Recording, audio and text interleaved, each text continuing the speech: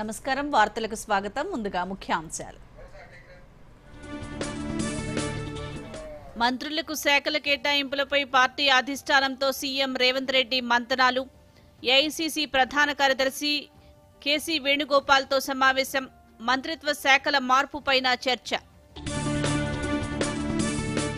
PCC నూతన కార్యవర్గాన్ని ప్రకటించిన AICC 27 మంది ఉపాధ్యక్షులు, 69 మంది ప్రధాన కార్యదర్శులకు చోటు. రంగారెడ్డి జిల్లాలో పర్యటించిన కేంద్ర మంత్రి శివరాజ్ సింగ్ చౌహాన్. రాజేంద్రనగర్లో తృణధాన్యాల పరిశోధనా కేంద్రానికి శంకుస్థాపన.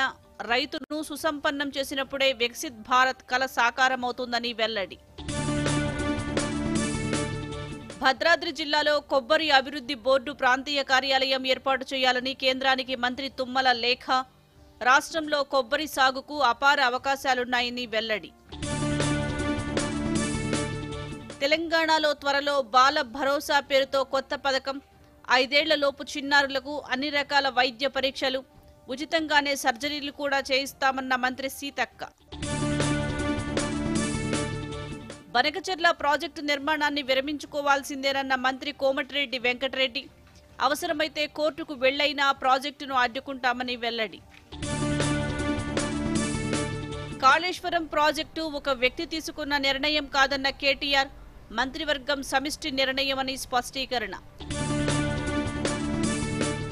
రాష్ట్ర వ్యాప్తంగా తగ్గిన ఉష్ణోగ్రతలు. ఉదయం నుంచి ఆకాశం మేఘావృతం. పలుచోట్ల మోస్తరు వానలు. మరో 4 రోజుల పాటు తేలికపాటి జల్లులు కురుస్తాయన్న వాతావరణ శాఖ. తెలంగాణ మంత్రివర్గ విస్తరణ పూర్తయిన నేపథ్యంలో శాఖల కేటాయింపుపై కాంగ్రెస్ అధిష్టానం కసరత్తు చేస్తోంది. ఈ విషయమై ఢిల్లీ వెళ్లిన సీఎం రేవంత్ రెడ్డి పార్టీ పెద్దలతో చర్చించారు. కొత్తగా మంత్రులుగా ప్రమాణ స్వీకారం చేసిన వారితో పాటు ప్రస్తుతం మంత్రులుగా కొనసాగుతున్న వారి శాఖలు మార్చడంపై ప్రధానంగా చర్చ జరిగినట్లు తెలిసింది. ప్రస్తుతం ముఖ్యమంత్రి వద్ద ఉన్న హోం, విద్య, మున్సిపల్ శాఖల కేటాయింపులపైన అధిష్టానం ముఖ్యమంత్రికి కీలక సూచనలు చేసినట్లుగా చెబుతున్నారు. ఇందిరాభవన్లో కేసీ వేణుగోపాల్తో సమావేశమైన ముఖ్యమంత్రి రేవంత్ రెడ్డి దాదాపు గంటన్నర పాటు శాఖల కేటాయింపుపై చర్చలు జరిపినట్లు తెలిసింది. కాగా ఇవాళ ఏఐసీసీ అధ్యక్షుడు మల్లికార్జున్ ఖర్గేతో సీఎం రేవంత్ రెడ్డి సమావేశమవుతారని, ఆ తర్వాత శాఖల కేటాయింపులపై స్పష్టత వచ్చే అవకాశం ఉందని పార్టీ వర్గాలు చెబుతున్నాయి. రైతులను సుసంపన్నం చేయటమే లక్ష్యంగా కేంద్ర ప్రభుత్వం అమలు చేస్తున్న వికసిత్ కృషి సంకల్ప అభియాన్ దేశవ్యాప్తంగా కొనసాగుతోంది. వ్యవసాయ పరిశోధనలు, క్షేత్రస్థాయిలో సాగు పద్ధతుల మధ్య అంతరాన్ని తగ్గించేందుకు కేంద్ర వ్యవసాయ శాఖ ఆధ్వర్యంలో ఈ కార్యక్రమం కొనసాగుతుండగా కేంద్ర వ్యవసాయ శాఖ మంత్రి శివరాజ్ సింగ్ చౌహాన్ స్వయంగా ఈ కార్యక్రమంలో పాల్గొంటున్నారు. తెలంగాణలోని రంగారెడ్డి జిల్లా మన్సాన్పల్లి, రామచంద్రగూడలో జరిగిన కార్యక్రమంలో పాల్గొన్నారు. ఈ కార్యక్రమంలో కేంద్ర వ్యవసాయ శాఖ సహాయ మంత్రి భగీరథ్ చౌదరి, రాష్ట్ర వ్యవసాయ మంత్రి తుమ్మల నాగేశ్వరరావు, రాష్ట్ర రైతు కమిషన్ చైర్మన్ కోదండరెడ్డి తదితరులు పాల్గొన్నారు. ఈ సందర్భంగా ఇబ్రహీంపట్నం సమీపంలోని మంగళపల్లి గ్రామంలో నిర్వహించిన సభలో శివరాజ్ సింగ్ చౌహాన్ రైతులను ఉద్దేశించి ప్రసంగించారు. వ్యవసాయ రంగం అభివృద్ధి చెందకుండా వికసిత్ భారత్ కల సాకారం కాదని, అందుకే వికసిత్ వ్యవసాయమే లక్ష్యంగా కేంద్ర ప్రభుత్వం పనిచేస్తుందన్నారు. ఇప్పటికే దేశంలో ఎక్కువ మందికి ఉపాధి కల్పిస్తున్న రంగం వ్యవసాయ రంగమేనని, అందుకే వికసిత్ ఖేతీ లక్ష్యంగా మోదీ సర్కార్ పనిచేస్తోందన్నారు.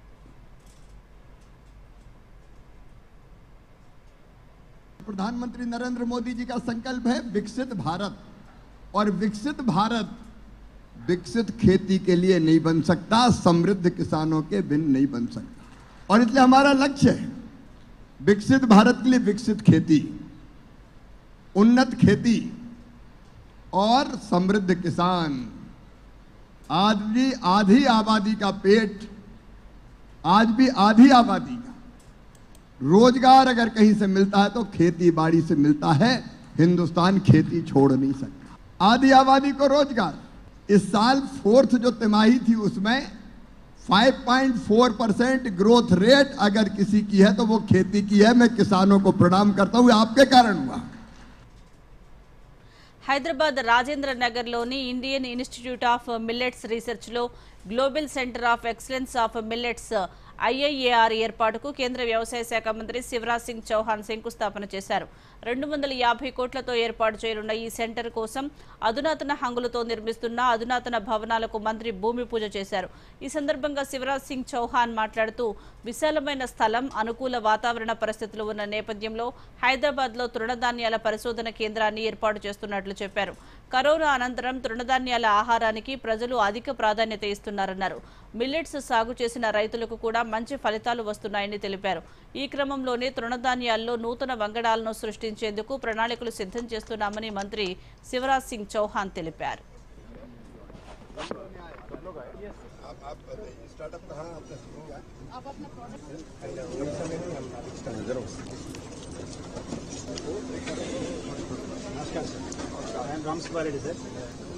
ये दिल्ली से अच्छा खासा जॉब छोड़ के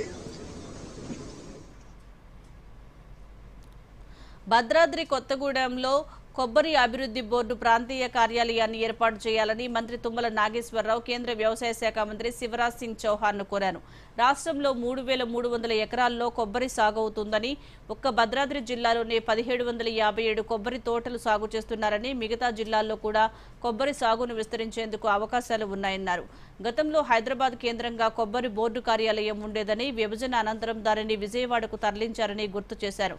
దీంతో రాష్ట్ర కొబ్బరి రైతులు సకాలంలో సేవలు అందుకోలేకపోతున్నారని ఆవేదన వ్యక్తం చేశారు.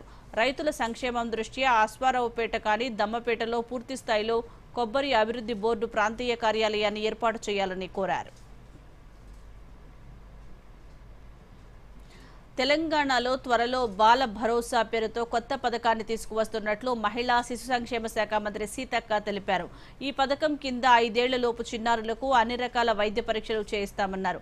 ఏదైనా సమస్య ఉంటే అవసరమైన సర్జరీలు ఉచితంగా చేయిస్తామన్నారు. మహిళా శక్తి కార్యకలాపాలపై జిల్లా కలెక్టర్లతో మంత్రి సీతక్క వీడియో కాన్ఫరెన్స్ నిర్వహించారు. ఈ సందర్భంగా మహిళా సంక్షేమం, సాధికారత దిశగా రాష్ట్ర ప్రభుత్వం చేపడుతున్న కార్యక్రమాల పురోగతిపై ఆరా తీశారు. మహిళా సంఘాలకు రాష్ట్ర ప్రభుత్వం సోలార్ ప్లాంట్లు కేటాయించినందున అక్టోబర్ 2న సోలార్ ప్లాంట్లు ప్రారంభించడంపై జిల్లా కలెక్టర్లు ప్రత్యేక దృష్టి సారించాలని మంత్రి సీతక్క సూచించారు. 22 జిల్లాల్లో ఇందిరా మహిళా శక్తి భవనాల నిర్మాణ పనులను నవంబర్ లోపు పూర్తి చేయాలని ఆదేశించారు.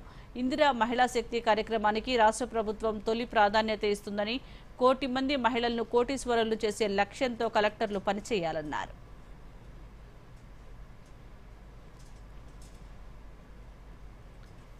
గోదావరిపై పోలవరం బనకచెర్ల ప్రాజెక్టు నిర్మాణాన్ని విరమించుకోవాలని మంత్రి కోమటిరెడ్డి వెంకటరెడ్డి ఆంధ్రప్రదేశ్ ప్రభుత్వాన్ని కోరారు. బనకచెర్ల ప్రాజెక్టుతో తెలంగాణ రాష్ట్రానికి అన్యాయం జరుగుతోందని, ఎట్టి పరిస్థితుల్లోనూ బనకచెర్ల ప్రాజెక్టును కట్టనివ్వబోమన్నారు. అవసరమైతే ప్రాజెక్టు నిర్మాణాన్ని అడ్డుకునేందుకు కోర్టుకు వెళ్తామన్నారు.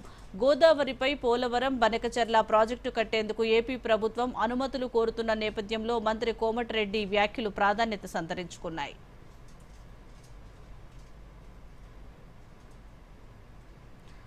తెలంగాణ కాంగ్రెస్ నూతన కార్యవర్గాన్ని ఏఐసీసీ ప్రకటించింది. 27 మందికి ఉపాధ్యక్షులుగా, 69 మందికి ప్రధాన కార్యదర్శులుగా టీపీసీసీ కార్యవర్గంలో చోటు దక్కింది. వర్కింగ్ ప్రెసిడెంట్ పదవులు లేకుండా కమిటీని ఏఐసీసీ ప్రకటించింది. ఉపాధ్యక్ష, ప్రధాన కార్యదర్శుల పదవులను భర్తీ చేసింది. నూతన కార్యవర్గంలో ఎంపీ, 5 ఎమ్మెల్యేలు, 2 ఎమ్మెల్సీలకు చోటు లభించింది. ఈ మేరకు పార్టీ జాతీయ ప్రధాన కార్యదర్శి కేసీ వేణుగోపాల్ ఓ ప్రకటన విడుదల చేశారు. టీపీసీసీ ఉపాధ్యక్షులుగా ఎంపీ రఘువీర్ రెడ్డి, ఎమ్మెల్యేలు నాయిని రాజేందర్ రెడ్డి, చిక్కుడు వంశీకృష్ణ, ఎమ్మెల్సీలు బల్మూరు వెంకట్, బసవరాజు సారయ్య నియమితులయ్యారు. జనరల్ సెక్రటరీలుగా ఎమ్మెల్యేలు వేడ్మా బొజ్జు, పర్ణికారెడ్డి, మట్టా రాగమయ్యి తదితరులకు టీపీసీసీ కార్యవర్గంలో చోటు లభించింది. గతంతో పోలిస్తే టీపీసీసీ కమిటీని ఏఐసీసీ కుదించింది. 35 మంది ఉపాధ్యక్షులను 27కు కుదించగా 85 మంది ప్రధాన కార్యదర్శి పదవులను 69కి తగ్గించింది.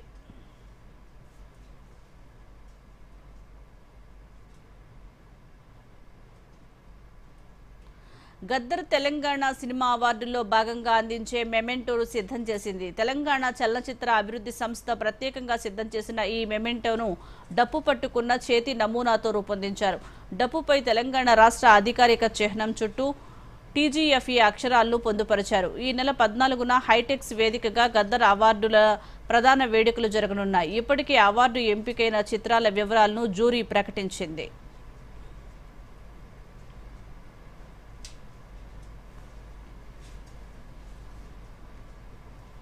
తెలంగాణ ప్రభుత్వం ప్రతిష్టాత్మకంగా నిర్వహించిన మిస్ వరల్డ్ ఈవెంట్ విజయవంతమైన నేపథ్యంలో ఛాంపియన్స్ బిహైండ్ ద క్రౌన్ పేరిట టూరిజం శాఖ ఒక ప్రత్యేక కార్యక్రమాన్ని నిర్వహించింది. నెల రోజుల పాటు జరిగిన ఈవెంట్ విజయవంతమయ్యేందుకు సహకరించిన అన్ని శాఖలు వాటి ఉన్నతాధికారులు సిబ్బందికి టూరిజం శాఖ తరపున ప్రశంసా పత్రంతో పాటు మెమెంటోను అందజేశారు.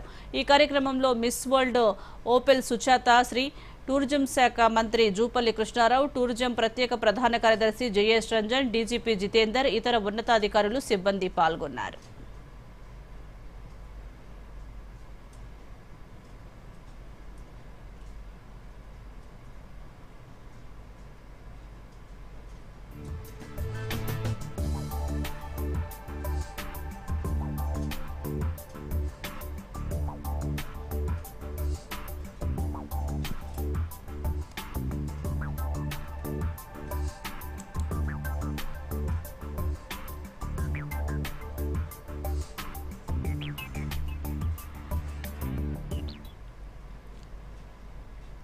రాష్ట్ర ఆర్థిక పరిస్థితిని గాడిలో పెడుతూ సంక్షేమ పథకాలన్నింటినీ అమలు చేస్తున్నామని మంత్రి పొంగులేటి శ్రీనివాసరెడ్డి అన్నారు. రాబోయే వారం 10 రోజుల్లో పైలట్ గ్రామాలలో గృహప్రవేశాలు చేస్తామని అన్నారు. నల్గొండ జిల్లా మిర్యాలగూడలో నిర్వహించిన ఇందిరమ్మ ఇళ్ల పట్టాల పంపిణీ కార్యక్రమానికి ముఖ్య అతిథిగా హాజరయ్యారు. మంత్రి పొంగులేటితో పాటు మంత్రులు కోమటిరెడ్డి వెంకటరెడ్డి, ఉత్తమ్ కుమార్ రెడ్డి, శాసనమండలి చైర్మన్ గుత్తా సుఖేందర్ రెడ్డి పాల్గొన్నారు. మిర్యాలగూడ నియోజకవర్గంలో 2895 మంది లబ్ధిదారులకు ఇందిరమ్మ ఇళ్ల పట్టాలను అందించారు. జిల్లా వ్యాప్తంగా 2 విడతల్లో కలిపి 19 మంజూరయ్యాయని జిల్లా గృహ నిర్మాణ శాఖ ప్రాజెక్టు డైరెక్టర్ రాజ్ కుమార్ తెలిపారు.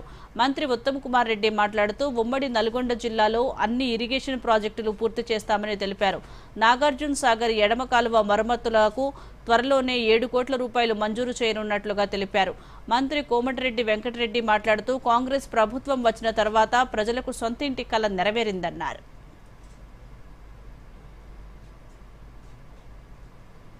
లబ్ధిదారులని అర్హత ప్రకారమే ఎంపిక చేసి ప్రతి నియోజకవర్గానికి 3500 ఇండ్లు మంజూరు చేసిన ఘనత మన కాంగ్రెస్ ప్రభుత్వం దక్కిందని మనం చేస్తున్నాం. ఈరోజు ఆ 3500 లబ్ధిదారులకి మరి వాళ్ళకి శాంక్షన్ సర్టిఫికెట్ ప్రొసీడింగ్స్ పంపిణీ చేసే ఒక గొప్ప కార్యక్రమం.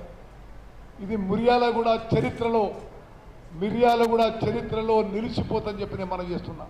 5 లక్షల రూపాయలు ఇచ్చే కార్యక్రమాన్ని రాష్ట్ర వ్యాప్తంగా ఈనాడు పెద్ద ఎత్తున గౌరవ ముఖ్యమంత్రి రేవంత్ రెడ్డి గారి నాయకత్వంలో సహకార మంత్రులు అందరం కలిసి పేదవాడి కళ నెరవేర్చాలని మొదటి విడత 4.5 లక్షల ఇళ్లతో పాటు రాబోయే ఈ 3.5 సంవత్సరాల్లో రాష్ట్ర వ్యాప్తంగా మన ఇందిరమ్మ ప్రభుత్వం 20 లక్షల ఇళ్లు కట్టాలనే చిత్తశుద్ధితో ఈనాడు పయనిస్తుంది.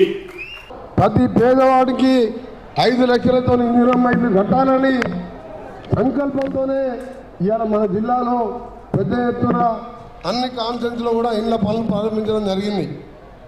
దాని తర్వాత మీ అందరికీ తెలుసు, ఇలా మీరు కరెంటు వాడుకుంటే బిల్లు కడతలేరు. అక్క చెల్లెళ్ళు మీరు మీ అమ్మగారింటికి పోయినా, దేవుని దగ్గరికి పోయినా, హాస్పిటల్కి పోయినా ఒక్క పైసా లేకుండా బస్సు ఎక్కిపోయి వేస్తున్నారు. బస్ టికెట్ తీసుకుంటున్నా మీ దగ్గర ఎవరైనా? తీసుకుంటలేరు. ఇప్పుడు ప్రకటనలు.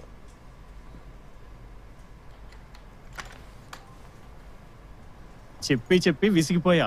ఏమైంది? కొత్త కిట్ బ్యాక్ కావాలి. అయితే ముందు కెప్టెన్ తో చెప్పు, వినకపోతే మేనేజర్ తో. కరెక్ట్. అలాగే ముందు మీ బ్యాంక్ లో ఫిర్యాదు చేసి 30 రోజుల్లో జవాబు గాని పరిష్కారం గాని దొరకకపోతే సిఎంఎస్ పోర్టల్ పై ఫిర్యాదు చేయండి. అంటే ముందు బ్యాంక్, తర్వాత సిఎంఎస్ పోర్టల్. లేకపోతే ఫిర్యాదు స్వీకరించబడదు. వెళ్దామా? ఇదిగో వచ్చేసింది కొత్త కిట్ బ్యాగ్. ఆర్బీఐ అంటోంది, ముందు మీ బ్యాంక్, తర్వాత ఆర్బీఐ అంబుడ్స్మన్. వార్తలకు పునఃస్వాగతం. 10వ తరగతిలో అత్యుత్తమ ఫలితాలు సాధించిన విద్యార్థులు, వారి తల్లిదండ్రులను, ఉపాధ్యాయులను సన్మానించారు. పెద్దపల్లి జిల్లా గోదావరి ఖనిలో ఏర్పాటు చేసిన కార్యక్రమంలో రామగుండం నియోజకవర్గం భారతీయ జనతా పార్టీ కందుల సంధ్యారాణి ఆధ్వర్యంలో ఈ కార్యక్రమం చేపట్టారు. ఈ సందర్భంగా నియోజకవర్గంలోని పాలకుర్తి, అంతర్గాం, రామగుండం మండలాలకు చెందిన 64 ప్రభుత్వ, ప్రైవేటు పాఠశాలలకు చెందిన 300 మంది విద్యార్థులు ఆత్మీయంగా సన్మానించారు. ప్రతి ఏటా విద్యార్థులు ప్రోత్సహించేందుకు ఇలాంటి కార్యక్రమాలు చేపడుతున్నట్లుగా పేర్కొన్నారు. విద్యార్థులు ఉన్నత స్థాయిలో చేరి ఈ ప్రాంతానికి పేరు ప్రఖ్యాతులు తీసుకురావాలని పేర్కొన్నారు.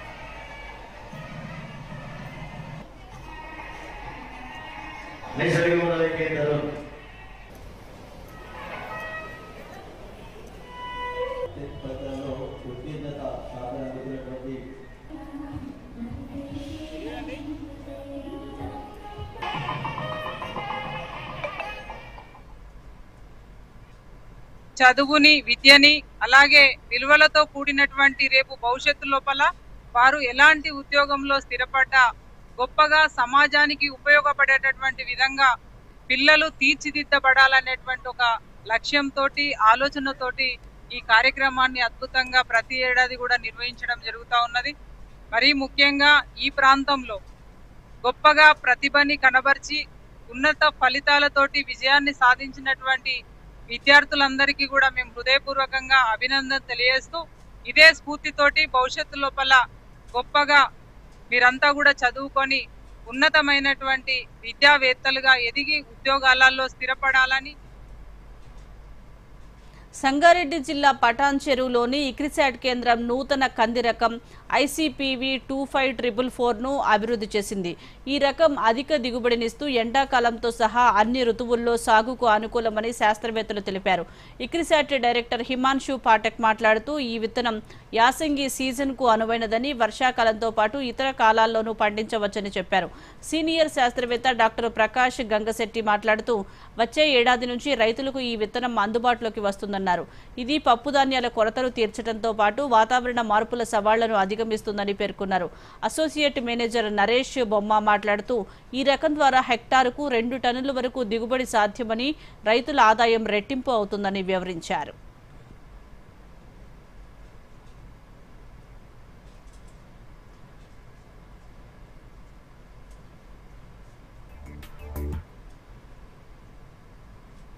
Most important one is it can tolerate very high temperature, even up to 45 degrees centigrade temperature. Number 2 is it matures within 125 days, so reducing the duration. It gives 2 tons per hectare yield compared to 1.1 or 1.2 tons per hectare of the traditional or conventional varieties. It is also tolerant to several pests and diseases. And as it is a legume crop, so it adds nitrogen in the soil, so it improves soil fertility. The advantage will be the farmers or the whole country, even Telangana state, will be benefited by 2 major factors. This particular variety we develop for the heat tolerance. It can tolerate up to extreme heat of 45 degrees centigrade under any conditions, and it needs a irrigation if you grow them in summer condition, and can give yield up to 2 to 2.5 ton per hectare. And the specificity of this variety is it is called as annual variety. It will mature within 120 days. At any case, because it will stop its life cycle once it has done with the podding, and it's very easy for mechanical harvesting. You can see them through annuality what we are seeing now. 2021 సమ్మర్లో మన parents అన్నీ మనం screen చేశాము. So దాంట్లో నుంచి parents select చేసుకొని మళ్ళీ మనము ర్యాపిడ్ జనరేషన్ స్పీడ్ బ్రీడింగ్ అనే పద్ధతి ద్వారా, ఇదంటే ల్యాబ్ పద్ధతి ద్వారా మనము దీన్ని స్పీడ్గా ప్రొడ్యూస్ చేసాము. సో అప్ టు ఒక 120 రోజుల దిగుబడి వచ్చేస్తుంది. సో సంవత్సరానికి 3 పంటలు వేసుకోవచ్చు ఇది. సో వేరే పంటలు అయితే నార్మల్గా జూన్ జూలైలో సోయింగ్ చేసినప్పుడు అయితే మళ్ళీ మార్చ్ ఏప్రిల్లో హార్వెస్ట్ అవుతుంది. సో నార్మల్గా రైతులకు ఒక ఆల్మోస్ట్ ఇంచుమించు ఒక 8 నుంచి 10 నెలలు పడుతుంది. ఇదైతే ఒక మన 4 నెలల హార్వెస్ట్ చేసుకోవచ్చు. మళ్ళీ ఫాలోడ్ బై వేరే క్రాప్ కూడా వేసుకోవచ్చు వాళ్ళు. పూర్వకాలం చూసుకున్నా నార్మల్గా కంది అనేది ఓన్లీ వర్షాధార పంట. ఇప్పుడు మనకు కొంచెం ఇరిగేషన్ ఒక 3-4 తడులు పెట్టుకోగలిగితే వీళ్ళు సమ్మర్లో కూడా మనం ఈ పంటని గ్రో చేసుకోవచ్చు. సింగరేణిలో డిపెండెంట్ ఉద్యోగాల కోసం ఎదురు చూస్తున్న బాధితులను ఆదుకోవాలని ఎమ్మెల్సీ తెలంగాణ జాగృతి అధ్యక్షురాలు కల్వకుంట్ల కవిత డిమాండ్ చేశారు. హైదరాబాద్లోని తన నివాసంలో సింగరేణి జాగృతి నాయకులు డిపెండెంట్ ఉద్యోగాల కోసం ఎదురు చూస్తున్న వారితో సమావేశమయ్యారు. ఈ సందర్భంగా ఎమ్మెల్సీ కవిత మాట్లాడుతూ సంస్థలో 30 ఏళ్లకు పైగా సేవ చేసిన కార్మికుల వారసులకు ఉద్యోగాలు ఇవ్వకుండా వేధింపులకు గురిచేయడం అన్యాయమన్నారు. డిపెండెంట్ ఉద్యోగాల కోసం ఎదురు చూస్తున్న వారిని విజిలెన్స్ విభాగం ఉద్దేశపూర్వకంగా ఇబ్బంది పెడుతోందని కవిత ఆరోపించారు. యాజమాన్యం మానవతా దృక్పథంతో పరిష్కరించాలని కోరారు. సింగరేణి యాజమాన్యం, జాతీయ కార్మిక సంఘాలు, లేబర్ కమిషనర్ వద్ద చేసుకున్న ఒప్పందాన్ని వెంటనే అమలు చేయాలని డిమాండ్ చేశారు. అనంతరం ఎమ్మెల్సీ కవిత సూచన మేరకు సింగరేణి జాగృతి నాయకులు సంస్థ జనరల్ మేనేజర్ కోఆర్డినేషన్ సుబానీని కలిసి వినతిపత్రం అందజేశారు.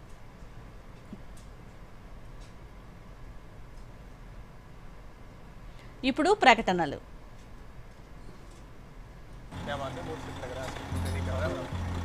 మూడు నెలల్లో డబ్బు double.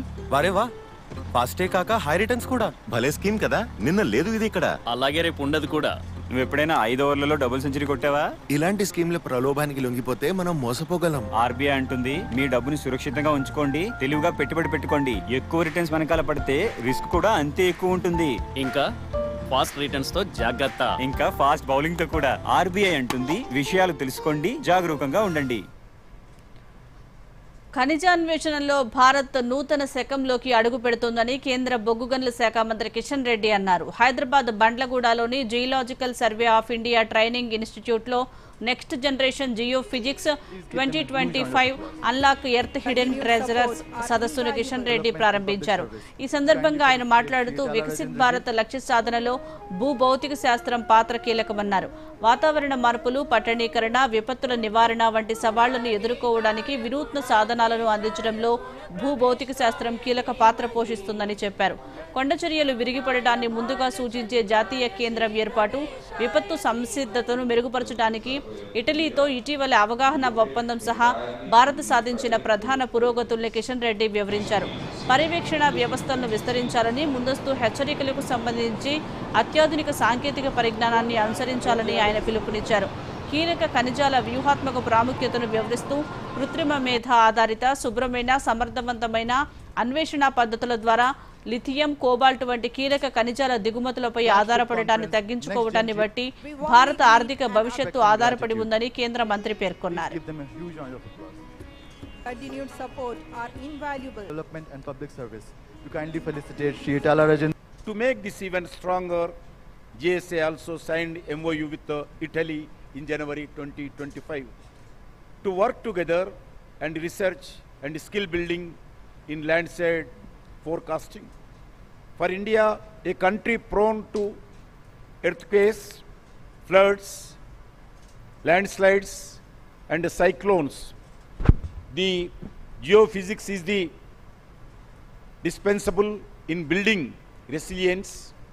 Moving forward, we must expand the scope of disaster preparedness, expand monitoring networks and develop more sensitive and cutting-edge technology to transform disaster preparedness in India.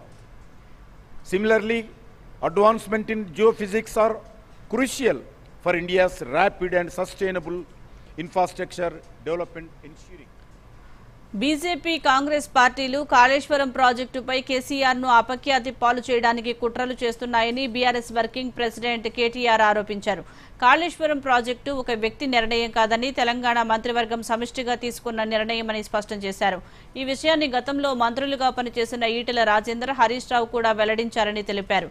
Project నిర్మాణంలో ఎలాంటి అవకతవకలు జరగలేదని హరీష్ రావు ప్రజెంటేషన్ ద్వారా ప్రాజెక్టు ప్రాధాన్యత, ప్రయోజనాలు అందరికీ అర్థమవుతాయని చెప్పారు.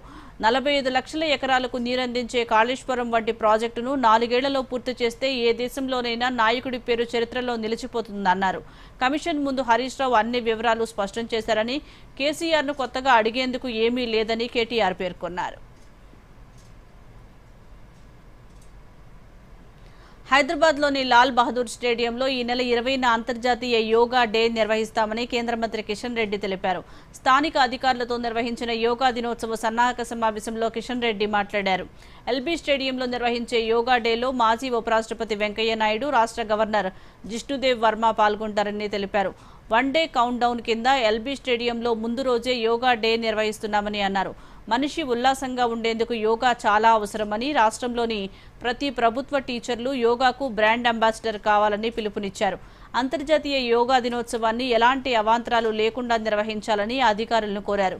యోగా డేలో పాల్గొనేలా అవగాహన కల్పించేందుకు తగిన ఏర్పాట్లు చేయాలని, శిక్షణ పొందిన అందరికీ యోగా సర్టిఫికెట్లు ఇచ్చి ప్రోత్సహించాలని సూచించారు.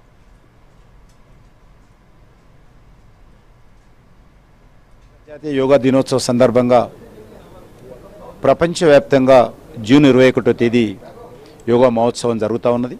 భారత ప్రధానమంత్రి నరేంద్ర మోడీ గారు ఆంధ్రప్రదేశ్లోని విశాఖపట్నానికి ఆ రోజు రాబోతున్నారు. ఇంతవరకు ఎక్కడ జరగని విధంగా అతిపెద్ద సంఖ్యలో ఆ రోజు యోగా దినోత్సవంలో ప్రజలు పాల్గొనబోతున్నారు. ఇది ప్రపంచ రికార్డు, మరొక రికార్డు కాబోతున్నది. అందులో భాగంగానే హైదరాబాద్లో ఒకరోజు ముందు వన్ డే కౌంట్ డౌన్ కింద జూన్ 20వ తేదీన హైదరాబాద్ లాల్ బహదూర్ స్టేడియంలో ఈ యొక్క యోగా దినోత్సవ కార్యక్రమాన్ని నిర్వహిస్తూ ఉన్నాము. దీనికి రాష్ట్ర గవర్నరు, మిగతా భారత మాజీ ఉపరాష్ట్రపతి వెంకయ్య నాయుడు గారు, ఇంకా అనేక మంది పెద్దలు కూడా పాల్గొంటున్నారు. ప్రధానమంత్రి నరేంద్ర మోదీ నేడు విదేశాల్లో పర్యటించి వచ్చిన అఖిలపక్ష ప్రతినిధి బృందం సభ్యులతో సమావేశం కానున్నారు. తన నివాసం 7 లోక్ కళ్యాణ్ మార్గ్లో ఈ భేటీ జరగనుంది. మొత్తం 7 గ్రూపుల అఖిలపక్ష ప్రతినిధి బృందాలు కొన్ని రోజులుగా విదేశాల్లో పర్యటించాయి. ఆపరేషన్ సింధూర్, ఉగ్రవాదంపై భారత్ జీరో టాలరెన్స్ విధానాన్ని ప్రపంచ దేశాలకు వివరించాయి. పార్లమెంట్ సభ్యులు, మాజీ ప్రభుత్వ అధికారులతో సహా 50 మందికి పైగా 30 దేశాలను సందర్శించారు. 7 ఎంపీలు తమ తమ గ్రూపులకు నాయకత్వం వహించారు. విజయవంతంగా పర్యటన పూర్తి చేసుకుని వచ్చిన వారిని ప్రధాని మోదీ కలవనున్నారు. తమ పర్యటన వివరాలను ప్రధానమంత్రికి తెలియచేయనున్నారు.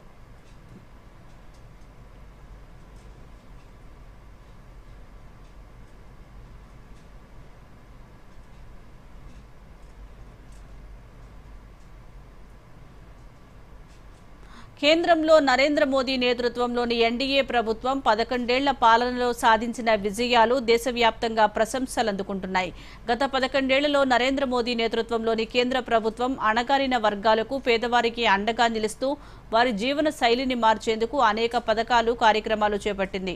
అందులో కోవిడ్-19 మహమ్మారి తర్వాత చాలా దేశాలు కోలుకోవడానికి సవాళ్లు ఎదుర్కోక భారత ఆర్థిక వ్యవస్థ అభివృద్ధి బాటలో వెళుతూ ప్రపంచంలోనే అత్యంత వేగంగా అభివృద్ధి చెందుతున్న ప్రధాన ఆర్థిక వ్యవస్థగా నిలిచింది. జీఎస్టీ వసూళ్లలో గణనీయమైన వృద్ధి, పెట్టుబడి వ్యయం పెరుగుదల, ఎగుమతులతో అసాధారణ పనితీరు భారత ఆర్థిక వ్యవస్థ శక్తిని, స్థిరత్వాన్ని చాటుతూ ఉన్నాయి. Atmanirbhar Bharat, make in India కార్యక్రమాల ద్వారా తయారీ రంగంలో అభివృద్ధి సాధించేందుకు కేంద్ర ప్రభుత్వం పలు చర్యలు తీసుకుంది. ప్రొడక్షన్ లింక్డ్ ఇన్సెంటివ్ పథకం ఈ రంగానికి మరింత ఊతమిచ్చింది. ఈ పథకం ద్వారా లక్షలాది మందికి ఉద్యోగాలు కల్పించారు. మరోవైపు భారత్ మొబైల్ ఫోన్ తయారీ రంగంలో గ్లోబల్ హబ్గా నిలిచింది. 2014-15లో 6 కోట్ల మొబైల్ ఫోన్ల ఉత్పత్తి ఉండగా 2023-24 నాటికి 33 కోట్లకు చేరింది. మోదీ గత 11 ఏళ్ల పాలనలో భారత ఆర్థిక వ్యవస్థ సమూల మార్పులు చెంది సమాజంలోని అన్ని వర్గాల జీవన ప్రమాణాలను ఉన్నతం చేసింది.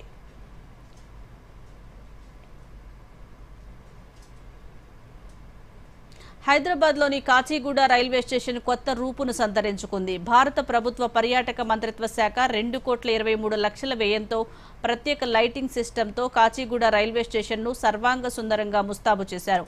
100 ఏళ్లకు పైగా చరిత్ర కలిగిన ఈ రైల్వే స్టేషన్ను విజువల్ వండర్గా, వారసత్వ చిహ్నంగా తీర్చిదిద్దారు. జాతీయతను ప్రతిబింబించే థీమ్తో సిద్ధం చేసిన ఈ లైటింగ్ సిస్టంను కేంద్ర మంత్రి కిషన్ రెడ్డి ప్రారంభించారు. రంగురంగుల విద్యుత్ దీపాలతో నూతన రూపురేఖలను సంతరించుకున్న రైల్వే స్టేషన్ను చూసి ప్రయాణికులు మురిసిపోయారు.